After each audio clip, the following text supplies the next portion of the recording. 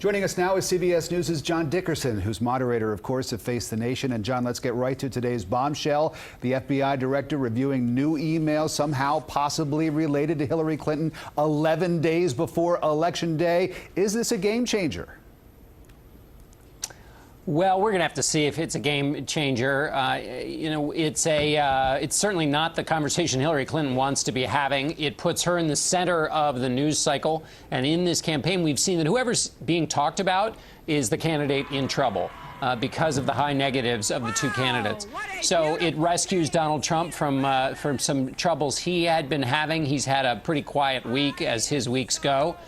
So this is not good for Hillary Clinton, also because it hits on a central question of trust for her, the underlying email question, but also her response to the email server issue.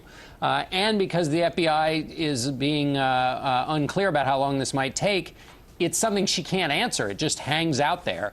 And those are the hard ones to beat back against if you're a candidate. I spoke this afternoon to a Democratic member of Congress from South Florida who told me off the record that if the next 11 days are going to be spent examining which candidate for president is a worse person, that he's confident, at least, that Trump loses in that discussion. But let's say Hillary Clinton does win the presidency. I guess she could forget about a honeymoon, right? Well, we'll see. We'll see if, under your scenario, she were to win the presidency, you'd have to see by how much she won and where she won and what people felt about the Republican Party to see what kind of pressure there would be on Republican lawmakers to work with her. And then, of course, what's up with this investigation? Does it have anything to do with the underlying inquiry, which was into whether classified information was sent through that off-the-books server?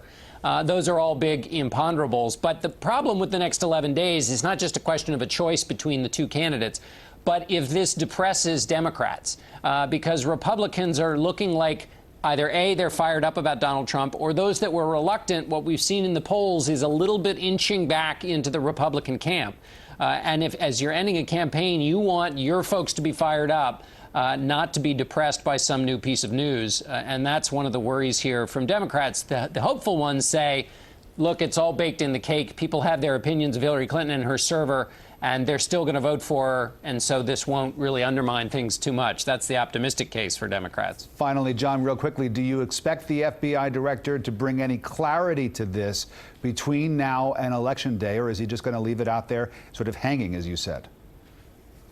Well, it's a fascinating question. I really don't know. I mean, we've seen him make his statement, then we've seen some other information come in news reports, which is not usually the way he and the FBI do things. They either say it publicly or they keep the information tight. So I really don't know. It's 11 days before an election, and there's no real precedent for this kind of situation. It really is unbelievable. Even more reason, as though you needed any more reason, to watch John this weekend on Face the Nation. John, thank you very much. John sits down with the Vice President Joe Biden. That's Sunday morning on Face the Nation. Of course, we'll have the very latest on this story. It's at 10:30, only right here on CBS 4.